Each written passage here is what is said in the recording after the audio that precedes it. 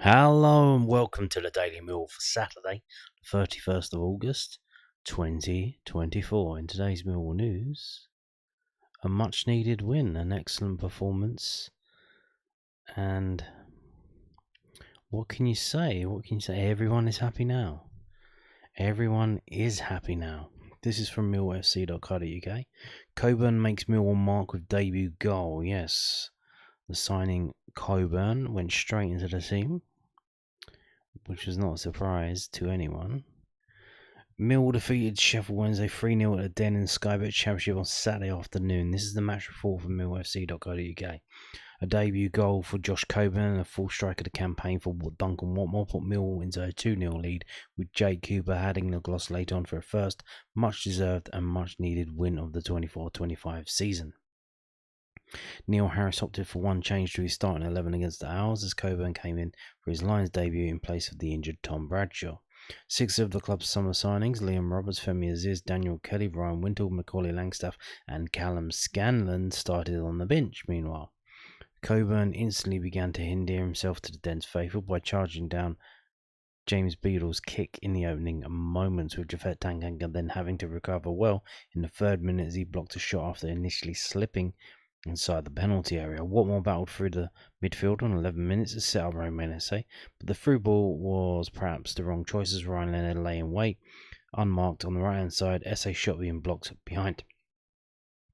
George Honeyman's deep free kick was then nodded towards goal by Tanganga, but with the header going wide, Coburn was in an offside position as he struck on the edge of the 6-yard box. Watmore's curling effort was blocked as the Lions continued to begin the game at a high tempo, with Coburn then charging towards goal, only to be crowded out, and Esse's hit to be deflected behind as a strong first 20 minutes came to a conclusion. At the other end, meanwhile, Cooper had to pay close attention to Jamal Lowe as he made Wednesday's first advance into the Millwall penalty area, but there was a brief respite for the Owls defence as Esse sprayed a pass to Leonard. On 23 minutes, he crossed for the diving Coburn, who was just unable to make connection with the ball yards out. Cooper was the next to nod just wide of the near post as Mill's chances continued to flow. Leonard prodded wide at the back post on 31 minutes, but as Brian's long-range attempt flew high and wide on the stroke of 45 minutes, the Lions went in at half-time goalless. Mill worked the ball into the box at the beginning of the second half, but were unable to pull the trigger, whilst they had Leonard to be thankful for at the other end. Moments later, as he raced to execute a perfect sliding challenge on Anthony Musaba, Owls captain Barry Bannon whipped a free kick over the crossbar in a rare Wednesday chance before Tanganga swung a leg at an effort from the edge of the box, which flew wide. Coburn's ability to win his side the ball back then allowed Casper Denor to thread a pass through to Watmore, but a strike was saved by Beadle, and with 58 minutes on the clock, the deadlock was finally broken as a move involving George Honeyman and Watmore ended with the new man springing the offside track to fire into the roof of the net. Bosh! Max Slow's drive was blocked by George Saville as Wednesday looked to hit back before some last-ditch defending ensured Lucas Jensen's sheet was kept clean on 66 minutes.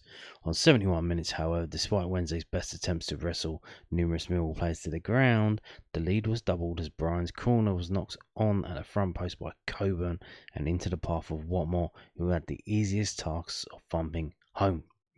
Coburn left the pitch to a standing ovation 12 minutes from time. Langstaff his replacement, with Wintle making his Lions debut on 85 minutes as he came on for the tireless Watmore. There was time for one more goal with 3 minutes left to play as Cooper's header at the back post was judged to have crossed the line by referee Lee Doughty, with that same man blowing the final whistle minutes later on a very good day for the Lions. And the Mill team was as follows: Jensen, Leonard, Cooper, Tanganga, Bryan, Saville, Denor, Esse, Honeyman, Watmore, Coburn. The substitutes were Emaku on 92 minutes for Honeyman, Aziz on 84 minutes for Esse, Wintle on 85 minutes for Watmore, and Langstaff on 78 minutes for Coburn. The unused substitutes were Roberts, McNamara, Hutchinson, Kelly, and Scanlon. And the match stats: crowd of 14,905, 1,981 of those being Sheffield Wednesday fans. What can you say? The first half was a bit stop and start. Didn't help that the referee kept blowing up every 2 minutes rather than trying to let the game flow, but it is what it is. And we played some fantastic stuff that we played. And you probably don't realise this, but the goal from the corner, that was a pre-planned move, and that was a very well executed move that they did there. You don't really... What they did was they had an in-swinging corner that was aimed, rather than getting it to... I think they were using Cooper as a decoy. They're obviously going to pump it to the big man. No, they whipped it in to the near post for someone, I think it was Saville with his right foot, to run onto it and to hook it across the line. So, and then Watmore stabbed it in. Cooper's goal. Cooper's headed it up to the bar. It was over the line. And even if it wasn't, Langstaff jumped on it like a ferret and just kicked it, and it was definitely over the line then. But I'm pretty sure it was Cooper. Cooper did get it over the line. So there you go. And that's our first home win of the season in all competitions, and our second win of the season. Fantastic stuff. So let's have a look at some of the photos from that game from Millwall's official website.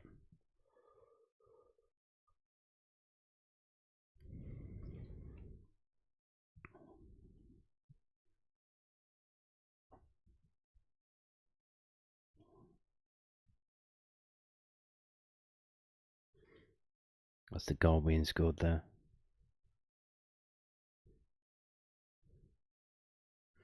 To be honest, yeah, Sheffield Wednesday defence was pretty poor for that goal, certainly. And there you can see that's Cooper's goal. It's definitely over the line there. Goalkeeper's, I don't know what he's doing there. He's in his own net. And there you go.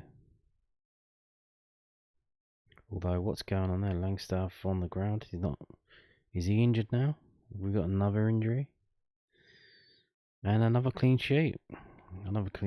Jensen did make a couple of decent saves, so there you go. Now,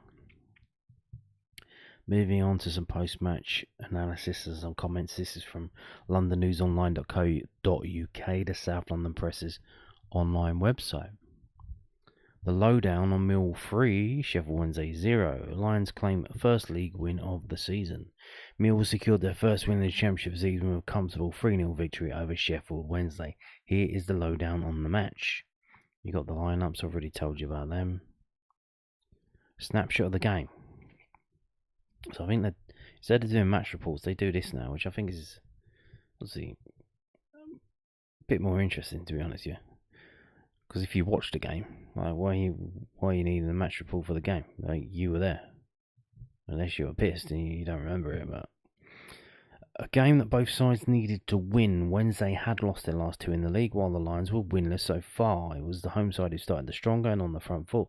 Danny Roll's side happy to sit and soak up the pressure. Millwall upped the tempo in the second half and got themselves in front. Debutant Josh Coburn tapped home from Duncan Watmore's low cross in the 58th minute. It will be Watmore who added to Mill's advantage in the 71st minute when he turned home Joe Bryan's corner. The Lions rounded off great performances. Jay Cooper headed home Casper Denor's cross with 2 minutes left to play. Tactical approach. Mill set up in a 4-2-3-1 formation, as you do. New signing Coburn, who joined on deadline day from Middlesbrough, went straight into the side for the injured Tom Bradshaw. The Lions played on the front foot, as you would expect at home. They were solid at the back for the most part, but some of the technical players in Wednesday's ranks, such as Anthony Musaba, caused a couple of early problems. However, the threat from Wednesday was minimal, and Mill made it very hard for the opposition's wide players to get involved, which kept their threat very low and limited them just one shot on target. Bosh. Star man, Romain Esse signed a new long-term contract this week and he has kicked on. The 19-year-old was the best player on the pitch, creating a lot of Mill's chances of being involved in everything going forward. His confidence has certainly improved the more he has played. He also was not afraid to have a shot. The best moment, a debut goal for Josh Coburn. It was a brilliant moment for his first appearance. The whole move for the goal was tremendous. George Honeyman's ball into Watmore was great, and the former Middlesbrough man pulled the ball across goal for Coburn to fire home to the delight of the home fans. Moan of the match, not man of the match, moan of the match. The persistent fouling from Wednesday. Most teams like to make it physical when they come to the Den, and Wednesday were very physical. All this did was to make the game a frustrating watch at times as the referee's whistle would continue to blow for silly little fouls. A talking point down the pub, how easy Josh Coburn settled in. The Middlesbrough loanee looked very comfortable for some, one that had only played 10 minutes in the Championship this season before today. He did not look out of place for a taller player, he's very mobile. Now with Ivanovic through the door as well, we all look very stocked up front. The question will be, when all are fit and firing, who will be the number one choice to fill that role? Well, we did find out the other day that Josh Coburn was in the Middlesbrough side. He's 21 now. He would have been there or thereabouts around the first team. Certainly when Duncan Watmore was there, and probably when George Chapel was there as well. So they maybe know each other. And they probably played with each other as well, so that certainly helps. What the boss had to say. The reason I wanted him was because I played with Steve Morrison and Richard Sadler. For me, he's a cross between the two. There's a lot of praise here, two top players. I don't want to put too much pressure on Josh's shoulders, but it shows how important he's going to be to us as a group over the coming season. He gives us that focal point. The first thing he did was press the goalkeeper and force him to kick it out of play earlier on, and the fans went with him. He linked the play, he won headers and got better and better, and I thought his combination play with George Honeyman was excellent, and it really enabled Duncan Watmore and Romain Esse to give us some real flair and quality with the ball. Ladies and gentlemen, here we go again. We are going to get our hearts broken. We have a lone player. Who is a lone player. He seemingly didn't really want to leave Middlesbrough, but he's on loan. There's no obligation to buy, there's no price involved in the deal. It's literally a come on loan season, play some football, get better at football, come back to Middlesbrough, and then play for Middlesbrough. He's a local lad, he was at Sunderland, then he went to Middlesbrough. So the fact that we even got him is quite interesting. I guess he probably didn't want to go on loan to Hull or Darlington or Hartlepool or some other place like that. And he started off like a house on fire, and we know we have history of this in the past. Chris Wood and various other players who've come on loan, done really well, and then at the end of the season, maybe we could sign him. And doesn't really happen. The only one I could say, like Japhet Tanganga, that did happen, but there was no massive £4 million fee. He was a free agent. I think we just had to pay compensation to Tottenham for his training, for his youth development. But here we go again. Josh Coburn. So he comes on loan, he scores all these goals, does really well for us. And then at the end of the season, do you want to come back next season? You want to come back permanent? No thanks. Bye. And our hearts get broken again. It looks like I can see into the future. I can see into the future. But here's the thing. Maybe, Tanganga did stay. So we don't know. I would say if we get promoted, and if he scores a lot of goals, he's probably going to be one of the main reasons that we do get promoted. If we do, it's not beyond the realms of possibility. That then we could say, do you want to stay and have Premiership football? But I don't know about that. But there you go. Now moving on to this, also from the South London Press at the same website. Neil Harris after Sheffield Wednesday win. Middlesbrough loanee Coburn has instantly brought a different identity to my Mill side. Neil Harris says deadline day signing Josh Coburn has brought a different identity to his Millwall side as they bounce back from Tuesday night's EFL Cup exit to Leyton Orient to beat Sheffield Wednesday 3-0 at the Den on Saturday. The Middlesbrough loanee, who joined on deadline day, was thrown straight into the starting lineup and scored on his first Millwall appearance in the 58th minute when he finished off a cross along the face of goal by Duncan Watmore. Watmore then got himself on the score sheet in the 71st minute when a corner fell to him just in front of James Beadle's goal to smash home. The 30-year-old has netted 4 times in 4 championship outings so far. Jake Cooper sealed the 3 points with 2 minutes of normal time remaining when he headed home from Casper De Nor's cross. It was the first 3 points Mill picked up this season. Oh, Tuesday was tough, said Harris. I picked a team that I didn't want to pick, but I thought I had to. I didn't get too excited or too low or anything like that. Once I knew we got Josh Coburn in, we would be a different identity. I said after Leyton Orient that I didn't recognise my team. I didn't see a Millwall identity on the pitch. Today I did. And that's the importance of having a number 9 that you can play up to and get around. Tom Bradshaw's done that so effectively for us for a long time. Ultimately, I thought Josh gave everyone belief and confidence. Despite having 1 point from the opening 3 games, there was a feeling that performers had deserved more, something the Lions head coach reiterated. Harris added, we felt robbed that we didn't have more points, after the first 3 games, and today was about putting that right, and I felt we had an all-round performance today. Coburn had only played 10 minutes of championship football with Middlesbrough before heading out on loan to the Den. He's killed himself, hasn't he? Said Harris. The reason I wanted him, because I played with Steve Morrison and Richard Sadlier, and for me, he's a cross between the two. There's a lot of praise there, 2 top players. I don't want to put too much pressure on Josh's shoulders, but it shows how important he's going to be to us as a group over the coming season. He gives us that focal point. The first thing he did was press the goalkeeper and force him to kick it out of play early on, and the fans went with him, and he linked the play, one-headers, and he got better and better, and I thought his combination play with, George Honeyman was excellent, and he really enabled Duncan Watmore and Romain Say to give some real flair and quality with the ball. The whole team was outstanding. I thought the backline and the goalkeeper looked solid and assured. One save Lucas made was very clean. He did very well. It is a credit to the structure of the team and what the players delivered. We've cut out the individual errors and we look a much better team for it.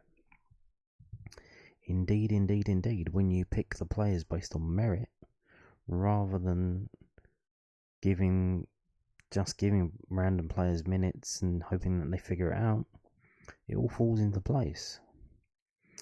Now, moving on to this, which is just, I would say it's typical Millwall. I don't know if you know this. We signed the Serbian the other day, yesterday actually. It feels like a long time ago, but it was less than 12 hours. It was announced after midnight. There may have been a reason why that was announced so late. He's injured. He's crocked. He's got a broken metal arsehole. Metatarsal. Sorry, I got confused. A metatarsal, not a metal arsehole. Again from the South on the Press. We're very active today. Neil Harris confirms Millwall record signings set to be sidelined for up to 2 months, with Tom Bradshaw also out for 10 weeks. Yes. Our record signing. He's in the record books as it stands right now. Until at least January, maybe next summer. I don't know what's going on. Obviously, inflation is a bitch right now. So, what does it really mean?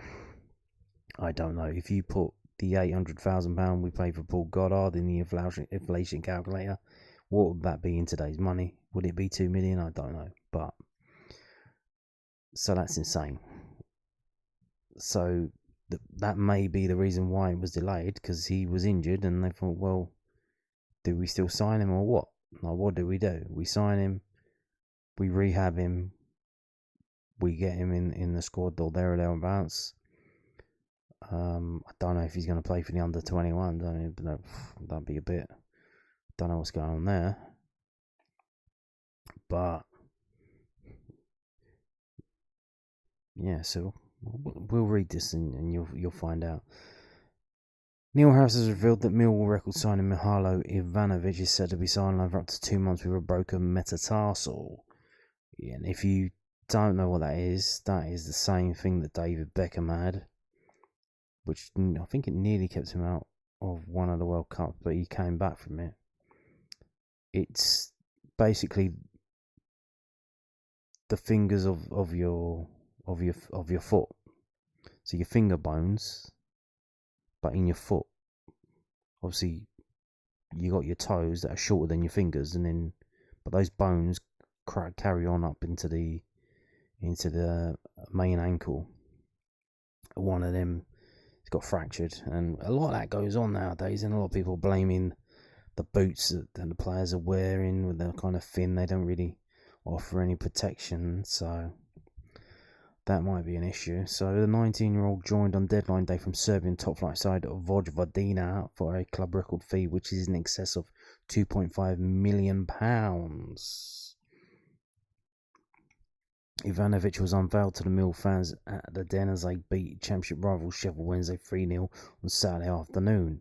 Harris also confirmed that Tom Bradshaw will miss the next 10 weeks with a hamstring injury he picked up against Leyton Orient. The Lions boss said, Mihajlo, he's a young player. He's been called into the Serbian squad. I think everyone needs to know he's not going to be available for 8 weeks due to injury.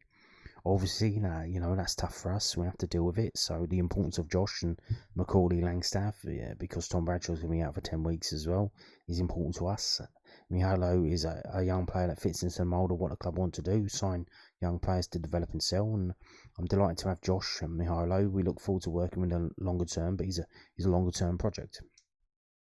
Indeed, I think what it is that Josh Coburn will probably be the main striker now, even if Tom Bradshaw comes back fit until the end of the season. God forbid that Josh Coburn gets injured or anything happens to him. Macaulay Langstaff would be the backup, and then Mihajlo obviously has to get fit. So he's out for 2 months, so September, October, come back in November. Have to get match fit. So I imagine he will probably play for the under-21s at least once or twice to get into the squad. And then Tom Bradshaw's out for 10 weeks.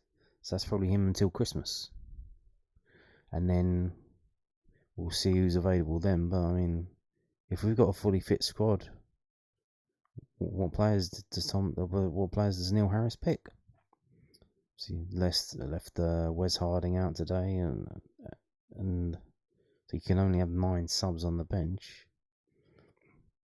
Well, what do you do? But yeah, we've got Josh Coburn and Macaulay Langstaff as the 2 main strikers until November.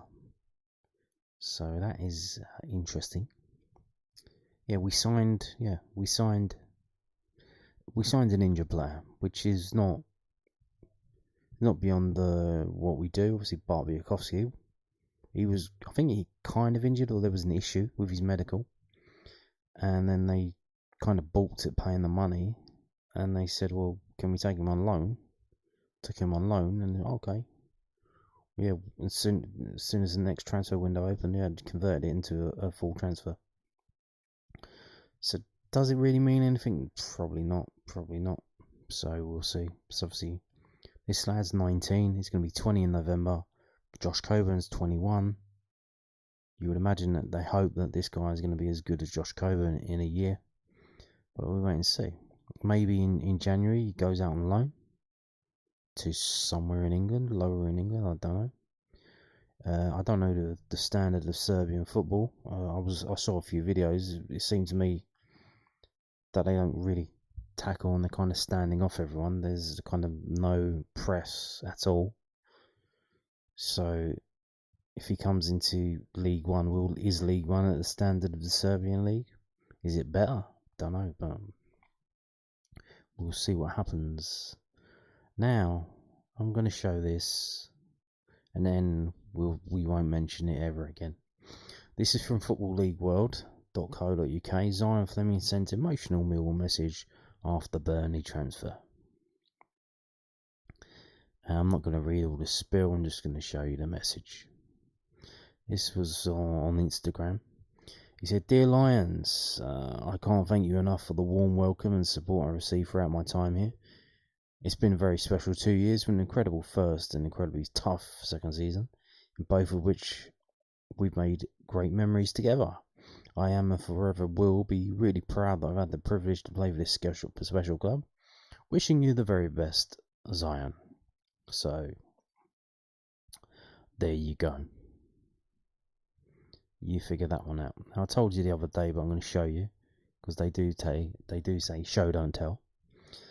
This is England men's elite squad, which is basically the under 20s. I don't know why they don't call it the under 20s, which is basically an under 21B team, because there's no under 20 international tournaments. Paul Nevin, whoever that is, he's the interim manager of the under 20s. They travel to Istanbul to play Turkey on Friday, so next Friday, before welcoming the Romanians to Edgeley Park in Stockport the following Tuesday, 7 p.m. So if you wanted to go and watch Romania in an England shirt, that will be at Stockport in Edgeley Park. And the squad is as follows, and you can see forwards, Romain SA, Millwall. Fantastic stuff. Now, also, as well as, obviously, this is from the 30th, so this is from 12:09. So this is from midday on Friday. This is from sportclub.n1info.rs. And RS isn't Russia, it's the Republic Serbica. It's a Serbian website, Sport Club. The Serbian national team has been selected, as mentioned. The new signing, weirdly, bizarrely, got a call up, his first call up. Some are saying, well, is this to help with the work permit? Because obviously, if he's an international player, then that means you get more points in terms of trying to get a work permit.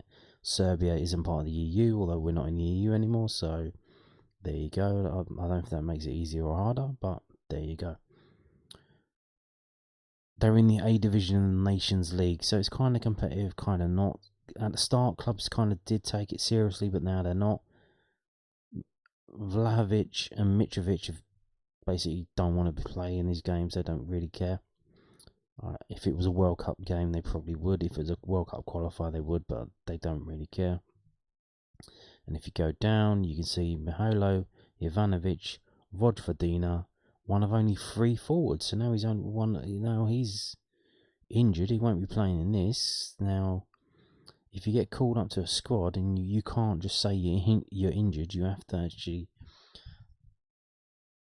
The National Association can make you travel to the camp, see a doctor, and then get signed off. They can force you there because obviously so many people saying, "Oh yeah, I'm injured." So they kind of brought that rule in that you have to. They can force you to travel if they're going to be dicks about it. And you can see him here. I've already got a photo of him. I don't know if that's Photoshop or how they worked that out. Although he did play for the junior team, so I don't know if they did that, but. So you can see here, the manager is the one in blue. Next to him on the left, that's our new striker there. So shame that he's not going to be playing in this, but, you know, it is what it is. Kind of shame, but there you go. Now, moving on to this, a bit of a loan watch. Although, I don't know how much of the club is going to mention this, because he's on loan technically, but I doubt he'll be coming back. He's on loan because he's out the door, and that was the only way to get him out the door. Kevin Nisbets scored the winner against the mighty Ross County at the Global Energy Stadium in front of 5,480 fans. Crazy scenes, 90 plus 8 minutes to send Aberdeen to the top of the table. Yeah, they are now top of the table. Though I think, yeah, Celtic and Rangers got to play tomorrow. Though they're not playing each other, I don't think. but they have to play tomorrow, so it doesn't really mean anything because Celtic are probably going to win. They haven't even conceded a goal yet in 3 games, so. But Aberdeen are unbeaten. They have won 4 games in a row, so it'd be interesting, obviously. We all certainly do wish Kevin Nisbet all the best because he's technically still a Millwall player. And he's got 2 years left on his contract, so in terms of trying to get some money, a transfer fee for him, we certainly do wish Aberdeen and Kevin Nisbet all the best. And certainly when they play Celtic and Rangers, and we'll see how they get on. It would be absolutely incredible if Aberdeen play Celtic and that both teams are still 100% win record and Aberdeen actually beat them. That would be insane. But we'll see, because I don't think Aberdeen don't have European football this season, so they don't have that nonsense to interfere. But Celtic and Rangers obviously do. Although, did Rangers get knocked out? I'm not sure anymore. But there you go. Now, before we leave, we're at the end of the video, but before we leave, we have to do it. This is from whoscored.com. So we're going to look at some of the other results from the league today. A lot of clean sheets in the league today, bizarrely. Wayne Rooney still doing well at Plymouth, I see. Sunderland carrying on, beating Portsmouth 3-1. Sheffield United versus Watford tomorrow, that's a big game. Watford, one of only 2 100% teams so far. Sunderland and Watford. But Watford obviously only played 3 games. We are 15th in the table on 4 points. There's a lot of teams that haven't even won a game yet. Namely Cardiff, Luton, Plymouth, Hull, Portsmouth. So there you go. Cardiff have scored a goal. 1 goal. But conceded 10. So Cardiff look to be banging trouble. And Luton as well. So came down. Everyone expected, well, they've got all that money, so they must be going straight back up. Well, no. Not really. That's not how it works. You have to play the football games. When you're not just going to be given the medal, you're not going to be given the 3 points. You have to actually play the games and get your points. A lot of teams also haven't been defeated yet. Sunderland, as we mentioned, West Brom, though, Watford, Leeds, Blackburn, and Sheffield United. So, doesn't seem to be that hard of a league. I would say we are 8 points behind Sunderland. 8 points behind. And I am comparing us to Sunderland. I am. Why not?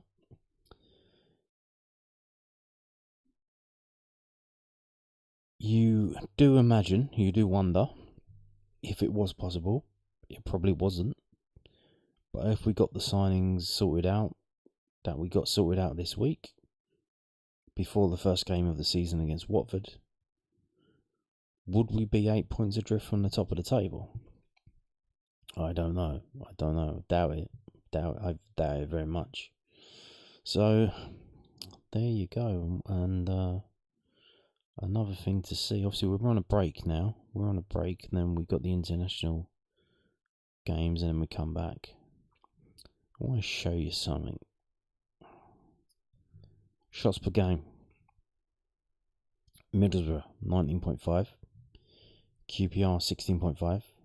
Millwall, 15.5. We're in 3rd place. More attacking football. You wanted it? You got it. There it is. Bosh. Now, I want to show you this. Top scorer in the league. Josh Maher, Duncan Watmore, Mark Harris. 4 goals. Watmore, the headless chicken? Yeah. Top scorer in the league. Bosh. We've scored 8 goals. He scored half of them, 50%. Not bad. Not bad for a headless chicken, huh? And on that note, thank you for watching, and goodbye.